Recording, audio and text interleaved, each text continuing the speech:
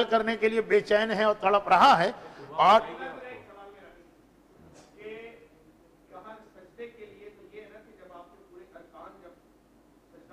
جی جی ٹھیک ہے نا, یہ بات ہے. تو سجدے کے تو ارکان ہے. جب تو کہہ رہا ہے کہ تم ان کے ساتھ ہو جو رکوع کرنے والوں کے ساتھ ہو. جی اللہ نے تو کہیں بھی تعریف نہیں کی کہ بھئی تم سجدہ کرنے والوں کے ساتھ ہو. جی جی ام البنین جب مولا علی علیہ السلام کے در پر آئی تھی تو انہوں نے بھی ان کی چوکھٹ پہ آ کر سر ٹیکا تھا. ٹھیک ہے ٹھیک ہے نا. تو اب آپ اس چیز کو اس چیز سے نہیں کر سکتے کہ بھئی اگر کوئی انسان اگر سجدہ کر رہا ہے تو وہ ان کو ان کی ذریعے پر سجدہ کر رہا ہے, جو کچھ بھی کر رہا ہے. میں بھی گیا تھا سیریا بھی, وہاں پہ میں نے بھی جا کے چوکھٹ دیکھی, بات میں نے کہا بنا, مگر اس نیت سے نہیں ڈرتا کہ یہ ان سے ہے یہ خدا ہے. معاذ اللہ, اللہ سجدہ تو بے شک اللہ کے لیے ہے, مگر جو یہ سمجھتے کہ بھئی سجدہ جو سے ہے اگر ہم ان کے لیے کر رہے ہیں, ماں باپ میں کر رہے ہیں, تو وہ ان کو سمجھ رہے ہیں سجدہ. یہ سجدے کے لیے تو کیونکہ سجدہ تو ہندو بھی کر رہا ہے, اور جو کھڑے ہو رہے ہیں وہ تو بہت سے لوگ عقیدت میں اللہ کے کرسچنز بھی ہیں ایسے کھڑے ہوتے ہیں. مگر جو سجدہ ہے اس کے لیے نہیں کہا, بلکہ کہا تو یہ ہے کہ ان کے ساتھ ہو جو اس نے حالت رکوع میں زکات جی جی والوں کے ساتھ. ٹھیک ہے.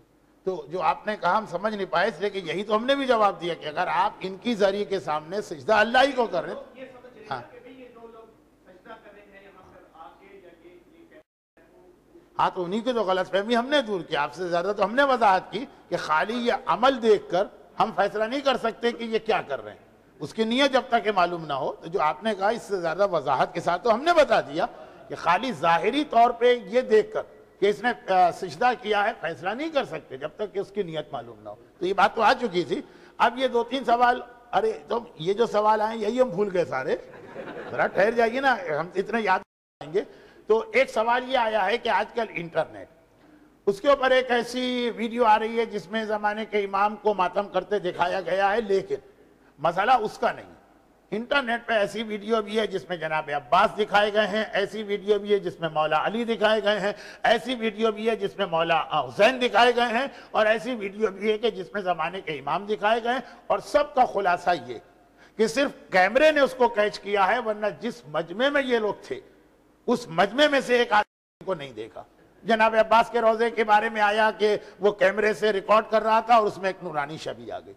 تو سب سے پہلی بات تو اس میں یہ آتی ہے کہ یہ پتہ نہیں چل پاتا ہے کہ شبیہ کس کی, خالی ایک شبیہ آئی. یہ فیصلہ ہم نے کیا کہ چونکہ جناب عباس کے روضے میں آئی ہے تو خود وہی ہوں گے, چونکہ جلوس میں آئی ہے تو زمانے کے امام ہوں گے. دوسری بات یہ ہے کہ دنیا کے کسی کیمرے میں بھی وہ طاقت نہیں ہے کہ وہ اس انداز سے ان کی تصویر کھینچ سکے. اس لیے سے اکثر پہ یقین کرنا درست نہیں, اور خاص طور پہ جو آج کی ٹیکنالوجی اتنی ترقی کر گئی, اس ادارے جعفریہ میں بھی میں اس لیے کہہ رہا ہوں کہ ساری دنیا میں نے کہا, اس ادارے جعفریہ میں بھی 15 سال پہلے جب میں نے زمانے کے امام پہ مجلسیں پڑھی تھی تو اس میں ایک بات عرض کی تھی کہ آخری زمانے میں میڈیا کی اور ٹیکنالوجی کی ترقی سے ایک غلط امام بنایا جائے گا, اور وہ انہی سٹیجز میں بنتا ہے, اسی طرح سے بنتا ہے. تو یہ والی چیزیں کوئی اتھینٹک چیز نہیں ہے کہ یہ چلے. اگر ہم نے مان لیا کہ ٹھیک ہے یہ بالکل صحیح ہے اور اس آدمی نے کوئی اس کے اندر کسی قسم کا فراڈ نہیں کیا ہے, تو ائمہ کے علاوہ بھی اس کائنات میں بہت ساری ایسی نورانی مخلوق ہیں کہ جن کی اگر وہ ہم مان بھی لیں تو وہ ان کی تصویر ہوگی, اس کو یہ کہہ دینا کہ یہ امام یہ کہاں سے ثابت ہو رہا. اور دوسری بات یہ کہ ان میں سے بہت ساری چیزیں اتھینٹک نہیں ہیں, وہ ایک کیمرہ ٹرک. یہ تو ہوا ایک سوال جو اور پوچھا گیا ہے, اس کا بھی جواب وہی ہوگا جو سجدے کے سوال کا ہوا کہ آج کل ایک سلام آیا السلام علیکم کیا یا علی مدد, اور وہاں کے اللہ علی مدد یا علی اللہ مدد. اگر کہنے والے کا مقصد ہے کہ علی اللہ ہے تو غلط, اور اگر کہنے والے کا یہ مقصد نہیں تو اس سے پوچھا جائے گا کہ اس جملے کا انٹرپریٹیشن کیا ہے. اگر اس کے پاس کوئی صحیح انٹرپریٹیشن, خالی یہ جملہ سن کر ہم فیصلہ نہیں کر سکتے جب تک کہ وہ اپنا عقیدہ بھی اس کو ظاہر نہ کرے. اچھا, اب ادھر سے ایک سوال کیا آیا تھا, ہندوؤں کے بارے میں سوال آیا ہے.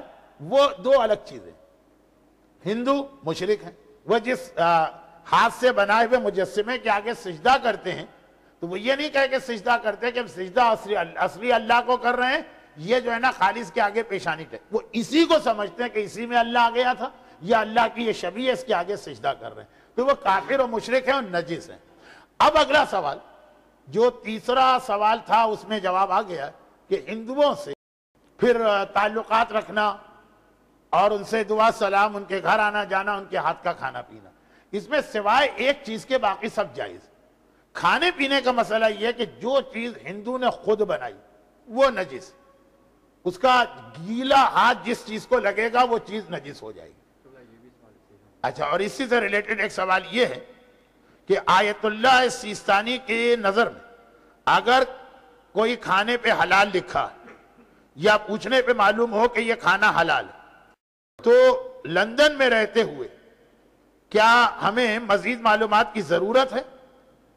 یعنی یہ پوچھنے کی کہ کس نے یہ کھانا تیار کیا، اور ویجیٹیرین کسی بھی کھانے کی دکان سے کھانے کی اجازت ہے، اور مشین سے بننے والے ویجیٹیرین۔ 3-4 سوال آ گئے جس میں ہندو کو ملا لیجئے تو ایک ہی سوال ہو گیا، وہ یہ ہے کہ ہندو نجس، لیکن کوئی چیز بھی اگر نجس ہو تو وہ دوسری چیز کو کیسے نجس کرے گی؟ اس کے اندر کم 2 کنڈیشن، دونوں کنڈیشن پوری ہوں تو ایک نجس چیز دوسرے کو نجس کرے گی۔ کتا نجس ہے، لیکن کتا ہم کو یا ہمارے گھر کو کب نجس کرے گا؟ اگر وہ خود سوکھا اور ہمارا جسم بھی سوکھا اور دونوں ایک دوسرے سے ٹکرا گئے، ٹچ ہو گئے، کچھ دیر کے لیے واقع ہماری گود میں بیٹھ گئے، لیکن یہ ہے کہ وہ بھی سوکھا اور ہمارے کپڑے بھی سوکھے، تو اس صورت میں ہم پاک کے پاک رہیں۔ ہم نے کوئی گھر خریدا کسی سے، اس سے پہلے جو آدمی رہتا تھا اس نے کوئی کتا وتا بھی پالا ہوا تھا۔ اب یہ ہے کہ خالی کتے پالنے سے پورا گھر نجس نہیں ہے کہ اس کے اندر شفٹ ہونے سے پہلے پورے گھر کو دھو۔ پہلی بات یہ ہے کہ کتا اتنی بڑی نجاست، لیکن اس کی نجاست شفٹ ہونے کی شرط یہ ہے کہ بیچ میں کہیں رطوبت یا تری ہونی چاہیے، اور دوسری بات یہ کہ یہ بھی آپ کو کنفرم ہو، یعنی یا تو 100% شیور ہو کہ یہ تری یا رطوبت دور ہوگی اس میں، یا کم از کم ایک ریلائبل آدمی وٹنس دے کہ آئی بیئر وٹنس کہ یہ گیلا کتا تھا۔ اب ایک آدمی کے گھر میں کتا پلا ہے 5 سال، ہمیں نہیں معلوم کہ کبھی وہ اس کے کارپیٹ پر تری اور رطوبت کے ساتھ چلا ہے کہ نہیں چلا، یہ ہم کو نہیں معلوم، بس گھر میں رہا ہے۔ کافی حد تک کامن سینس کہتی کہ انگلینڈ میں تو بارشیں بہت ہوتی ہیں، وہ آیا ہوگا، لیکن ہوگا جو جہاں آ گیا وہ ڈاؤٹ بن گیا۔ 100% آپ کو شیور تو اس کو نجس مانا جائے گا۔ وجہ ہے کہ آغا سیستانی کی کتاب code of practice for Muslims living in the west میں دوسرے ہی چیپٹر کا پہلا یا دوسرا مسئلہ ہے کہ مکان آپ نے خریدا، نان مسلم اس میں رہ رہا تھا، چاہے وہ ہندو ہو، بھئی کرسچن تو پاک مان لیے گئے لیکن ہندو، پھر بھی پورا مکان پاک کرنا ضروری نہیں، یا تو اپنی آنکھوں سے دیکھیں کہ اس کا اس مکان کی کس کس چیز سے کانٹیکٹ ہوا اور گیلے عالم، یا ایک ریلائبل آدمی گواہی دے۔ جب تک یہ 2 چیزیں نہ، اس کو آپ بینیفٹ آف ڈاؤٹ مان سکتے ہیں۔